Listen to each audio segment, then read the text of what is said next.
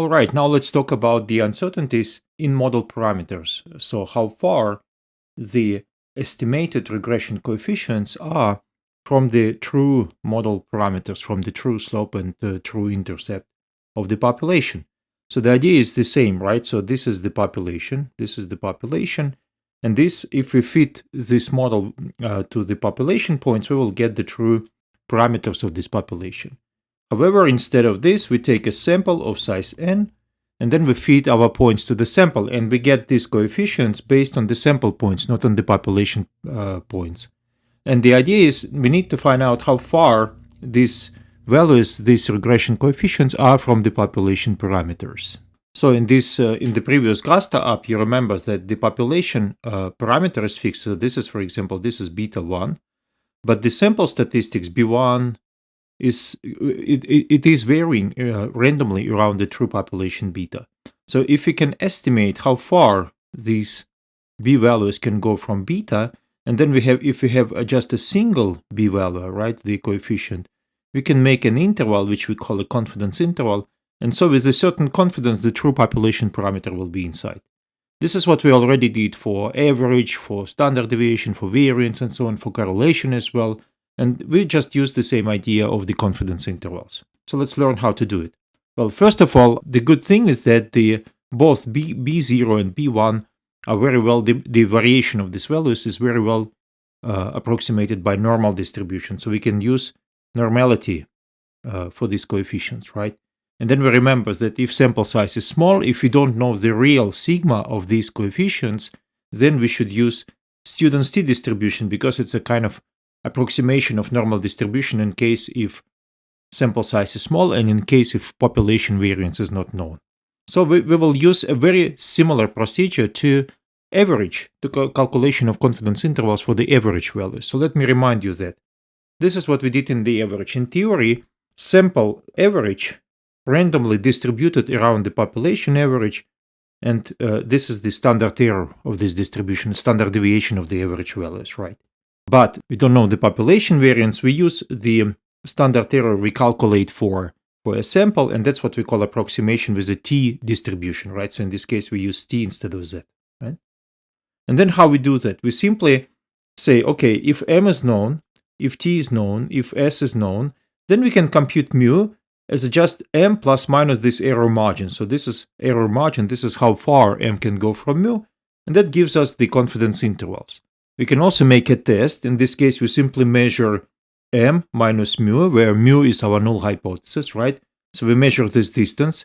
Then we measure this distance in standard error. So t-score tells us how many standard errors m is distanced from mu, and then we use t-distribution in order to find out how extreme this t-score is for the given null hypothesis, right? So this is what we did in the block number 2 for the average values. But just recently, in the previous one of the previous videos, we also did it for the predictions, right? So we know that predicted value is randomly distributed around the true value, and then this is the error margin, right? If we talk about only fitting error, then it's just depending on standard error, if we don't take into account the sampling error.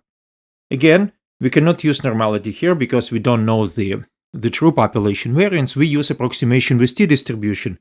So we take our error margin for the predicted value is just t times standard error of prediction. Similarly, we can compute confidence interval for the predicted value, right? And then we can also compute the t-score and make a test. For example, that we can make an assumption about the real y value, then we get a predicted y value, and then we find out how extreme this prediction is for be taken from population where the real y value is known, okay? So you can see it's absolutely the same procedure. We use distribution, we can make confidence interval based on the distribution, or we can calculate t-score based on assumption about the population and make a test. Again, similarly, for the regression coefficients, we have the same idea. So we have the regression coefficient of your sample, regression coefficient of the population parameter, and then your sample regression coefficient varies randomly around the true population parameter, and that's the standard error of this regression coefficient. Again, because we don't know it, we can compute it based on our data, on our sample, but in this case we have to use t-distribution instead of normal distribution, And then the same idea, we can compute confidence interval if we know the standard error and the t-score. And in this case, t-score is getting from the distribution, so it's theoretical t-score.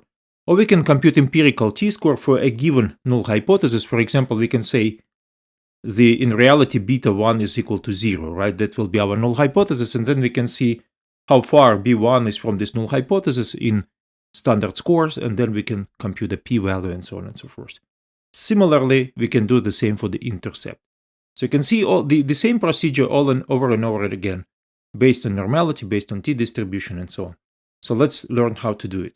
Well, I'll show you how to do it only for the slope, for b1 and beta1 regression coefficient, because for the intercept, the procedure is similar. You just need to know how to compute the standard error for the intercept. But in reality, of course, you will never do it manually.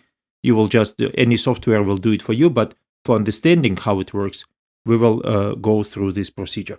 Okay. So first of all, standard error for regression coefficient can be computed as follows. You take a standard error of prediction that we computed previously, and then you divide to the square root of sum of squared values, how far x values are distanced from the average, sum of squared distances, right? So this is how to compute the standard error for b1. And then you remember from the previous calculations for our simple toy example with 5 people, height and weight of 5 people, we know that standard error is 1.8 kilograms. We predicted weight, you remember, right? And this is how far the x values can go from here. So this is the sum of squared distances between x values and m, the average of x. Okay. Now we can compute standard error. So this is standard error of the slope of the regression coefficient. Okay, so let me write it down here. Now let's start with hypothesis testing. Let's assume that null hypothesis that beta1 is 0. Why we test for this hypothesis? You remember beta1 is a slope. It tells you the influence of x on y, right? What happens to y if you change x. So we can, strictly speaking, beta1, the slope, it makes a link between y and x values. And then if you want to claim that indeed this link exists, indeed y depends on x, indeed x and y relate to each other, then we need to make a test as if it was not, right? So if it's not. So in this case, we say, no, x and y do not depend on each other. And then if p-value is quite small, then we say, okay, we observe this effect not just by random chance, we observe this effect as a systematic effect, right? So let's make a test. So we know beta1. Now we can compute a t-score. You remember b1 was 1.3. I forgot to write it somewhere here. 1.3 in our example. And this is a standard error. So you can see b1 is distanced from 0 from beta1, from assessment of the null hypothesis for the beta1, by 22.5 standard errors. So now we can compute a p-value. You remember again that the t-distribution looks like this, right? So we believe that beta should be 0, and then that gives t equal to 0. Then you have 22.5 minus 22.5 minus 22.5, 22.5. And then the p-value is a chance that it will be even more distanced from beta in both directions, right? So it means that this is a p-value to get t-score above 22.5. This is a p-value to get t-score below minus 22.5. But because it's symmetric, these two areas are equal. So that's why I'd simply take this and the left area, right? Left area. And 3, it's a degrees of freedom, you remember, right? So this is the p-value. You can see 2 out of 10,000. It's a very small chance. So in this case, of course, we need to reject null hypothesis. So indeed, height and weight based on our example, height and weight have relationship. And our estimated relationship, our estimated effect of height and weight is 1.3. Every time height increases by 1 centimeter, weight increases by 1.3 kilo. We don't know the real effect is, right? So this is estimated effect. But we know for sure that this effect is not random. Now let's compute the confidence interval. So in this case, the t-score we get from distribution. And since it's a 95% confidence interval in this case, I use the right tail. So this is the right tail, so the left tail will be minus 3.18, right? And then simply I compute error margin, t-score times standard error, right? So this is the standard error. And then this is the error margin. So this is how far b can go from beta in 95% of the cases. And then I simply take this error margin around my b. So you remember this is b1 plus minus error margin. And that's my estimate for beta, right? So this is confidence interval for beta. with 95% confidence the true beta 1 is inside. So this is my confidence interval. So we observe effect of height on weight as 1.3, but in reality, it's somewhere between 1.1 and 1.5 with 95% confidence. So there is a 5% chance that this is beyond it, right? So this is it. Now let's check that our calculations are correct. So I simply repeat this example in R, enter X, enter Y, make a linear model, and then show the summary. And then let's check. So this is the intercept. You can see this is the value we observe. This is the standard error. Look at this. It's exactly what we got by manual calculations, right? This is the t-value, exactly what we have. And this is the p-value, again, exactly what we got together.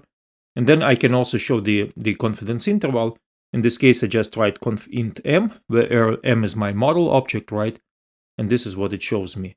So this is the intercept confidence interval, and this is the slope, 1.12, 1.48, exactly what we got by using manual calculations.